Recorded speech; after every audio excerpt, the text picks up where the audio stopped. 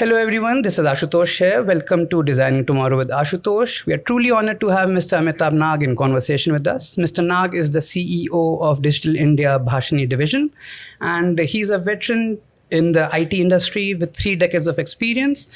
He marries both the tech part, the industry part with the government part, and we are here to have a detailed conversation with him about how he has done this. So welcome on the show. Thank you. So, sir, I want to just start with the mission that you have and the vision that you have for Bhashini. Can you start by laying what that is and how do you look at it? I think we have a very simple vision or a mission, whatever you call about, is to transcend the language barrier. Yeah. And of course, we are trying to have the communication seamless between people, between states, between government and citizen, businesses, etc. So it's pretty simple and straightforward, Okay. So now what you call simple and straightforward is trying to remove the language barrier of a nation such as India with, I think, every 100 kilometers there's a separate dialect. And so I feel the challenge in front of you is huge, and there are so many stakeholders that you have to take into account and manage. How do you think about that? How do you manage that? See, when we are working with this kind of a challenge, it's better to, divide the problem statement into multiple pieces and then handle them piece by piece. So, our first attempt was to look at 22 languages which are part of, 8th schedule of Constitution. Yeah. And we started off from there. And we also looked at various problem statements that, various people propose, but we have chosen 5 of them. What we are trying to do is to automatically recognize the speech. That means digital systems would understand what you're speaking. Then, of course, we want to do text-to-text conversion. So that is the second problem statement. Yeah. Third is text-to-speech. And then, a lot of printed materials. So we want to do optical character recognition. Yeah. If we want to analyze or read through the handwriting, that is another piece of it. Exactly. So, and of course, to build the digital vocabulary of the country in 22 languages. So we start from there. And then, of course, whatever comes forward, we take it as bits and pieces to move forward. So we started with, for example, 22 languages in text, and now we are on 36 languages. So we will be able to move forward in all of those. Ultimately, the idea is that no language should be left behind. Yeah. And no language should be dying out. So our effort is towards that, and we are continuously and consistently building those environments. It's actually really fascinating because I read about you talking about, sort of how you're thinking also of Bhashini and this technology in general as also a source of cultural preservation. For example, as a person who develops things with AI, one thing I had a problem with was the data set. Literally, there was not enough data sets for us to train the models on. And that is something that you guys are working on with AI Kosh, right? And I checked the website last night and it was actually something super useful. So can you dive deeper into that? What your thought behind that is? When one of the challenges, of course, when we were building, Bhashini, was that not all 22 languages had digital data. And as we move forward, the less spoken languages or less written languages will have very little digital data. Yeah.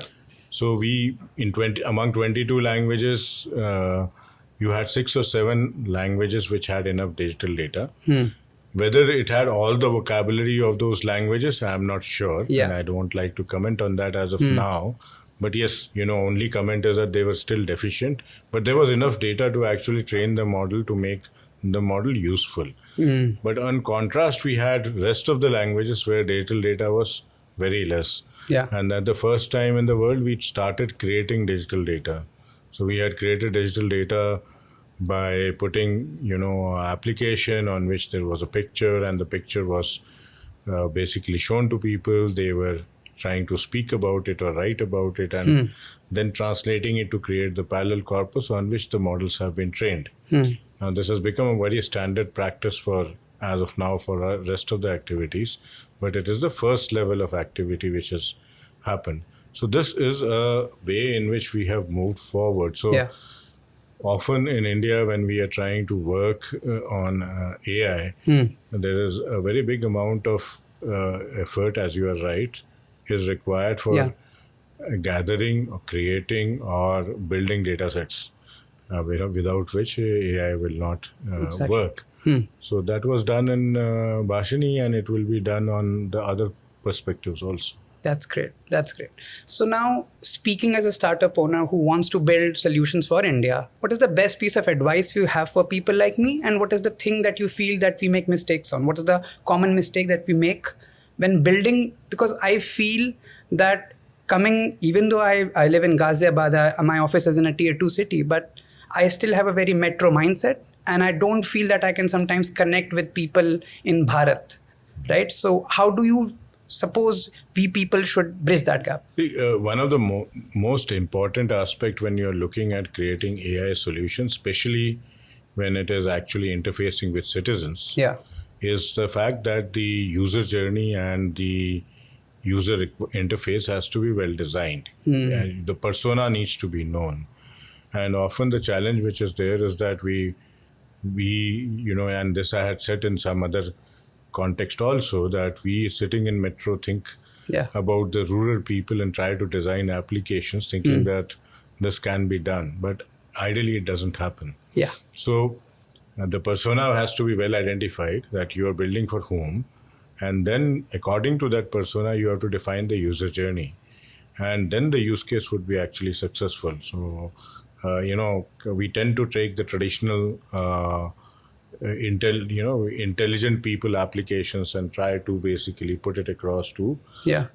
say that everybody will be use it. It doesn't happen that way. Yeah, that's true.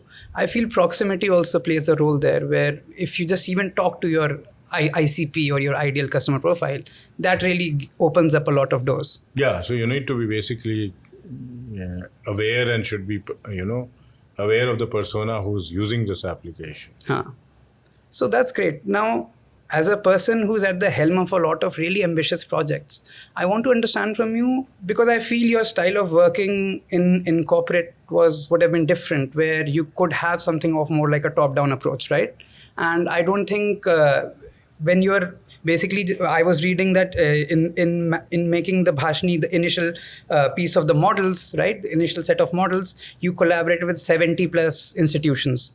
So how do you manage that scale of collaboration? How do you at the helm of everything manage something of that scale? It's a wrong notion that government does not collaborate that much. Government collaborates even more, because any event or anything which happens in government has multiple stakeholders involved, and each stakeholder is actually point of view is taken into account. Yeah. But in coming to the context in which the Bhashini was involved, yes, the technology was in labs, so it has to go to R&D institutes, and not all R&D institutes have all the skills. So Exactly. we had to go to 70 institutes. It could have been a nightmare if we did not know what we are supposed to be doing. So when we know what we are supposed to be doing, we should be, we are very well aligned to do the specific activity. Okay, that's great. So in terms of the startup ecosystem helping the government build digital public infrastructure, what is your ideal goal? How do you see the AI landscape in the next 5 years from now, as you would like to see it in India? See, startups, there are multiple ways in which startups can contribute. Yeah. If I take an example, we can continue to build models, or we can continue to handle use cases. Right? The ideal situation would be that you build use cases, Yes. or you handle use cases, and for use cases, either you build a new model or you fine-tune an existing model. Yes. The choice is remaining with you. But unless you are doing a use case, and unless you are handling a use case, you are not finding solutions to the problem, and that's where the long-term sustenance always comes into a question. So if we do not basically pick up a use case and say that, okay, I want to solve this problem, and then try to come across. So Obviously, problem validation is also required. That is Yes. it a problem or not?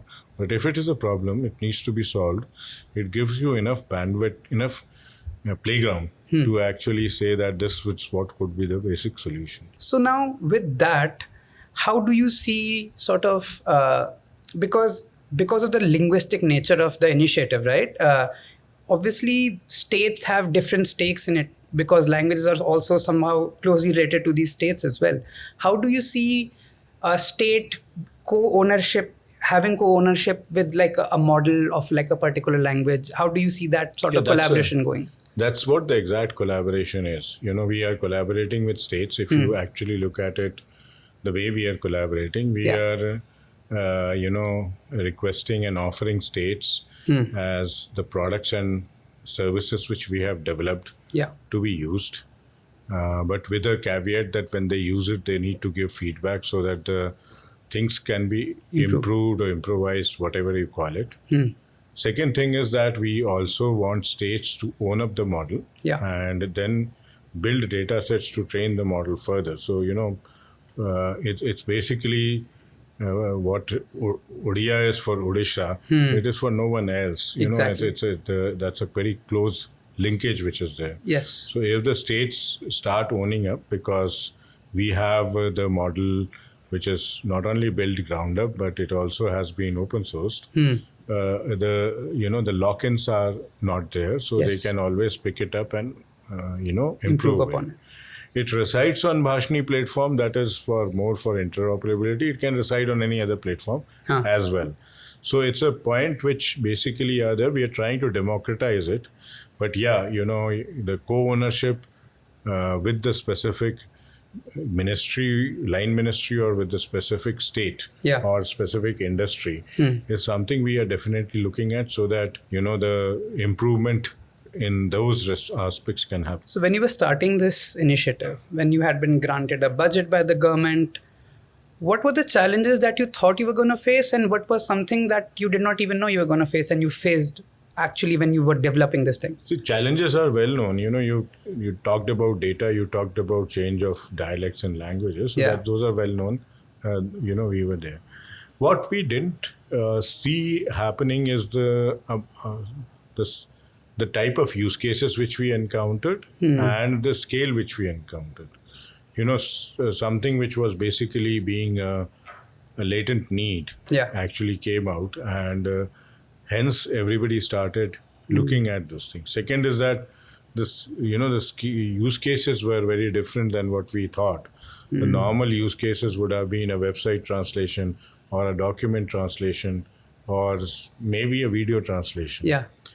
But ab initio, building up a map using Bhashini APIs to create 22 language map was something which surprised me also. Chatbot came out as a very big, use case, which was never thought of actually. Okay. Right. Initially, in fact, the industry never thought of it. Was basically out of the research which people were doing. It came out that something of this kind might be done.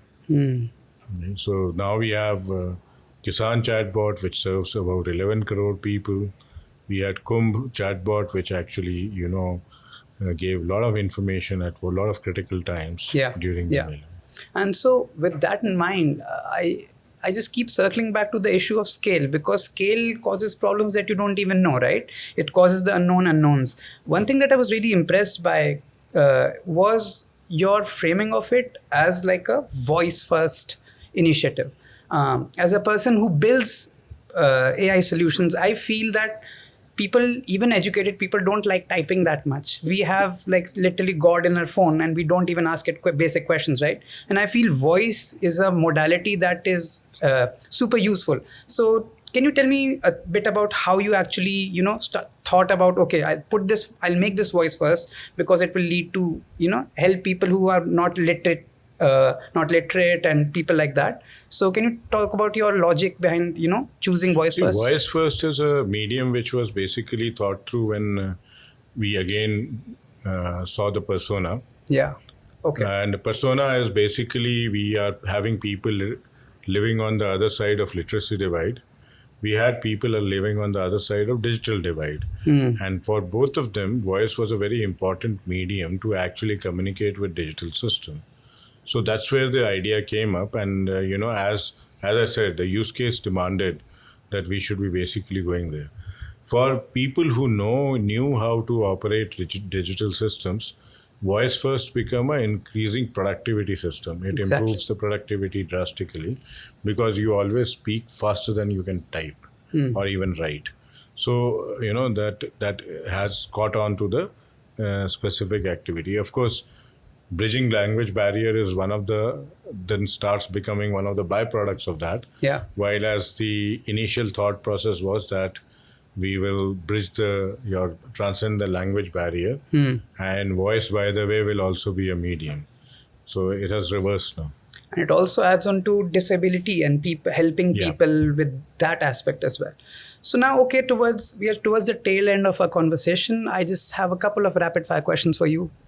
So basically, if you had to rebuild Bhashini with half the budget and half the number of personnel, what are the features you would keep? What are the features you would not keep? In the current context, if you want to do it, everything can be doable. Okay. Had it been 2 years back, I would have to think of, because now the GPUs are cheaper, and also there's a lot of digitization which has happened. People are more sensitive, etc., etc. So, you will have to basically look at it from that perspective. Okay. So one book or thinker that changed the way you lead? I think, I wouldn't say book or thinker. Means I'm quite impressed by who moved my cheese. Okay. Yeah. So the point is that, and it is a very important aspect, that if you don't, run faster, then something, you might be losing something. So that's how it is. AI in India in 2030 will be blank. AI in 2030 in India would be a lot of use cases, where they would be supported by AI, and you would be able to build solutions which are actually helping people in their daily life and their future thinking process, etc.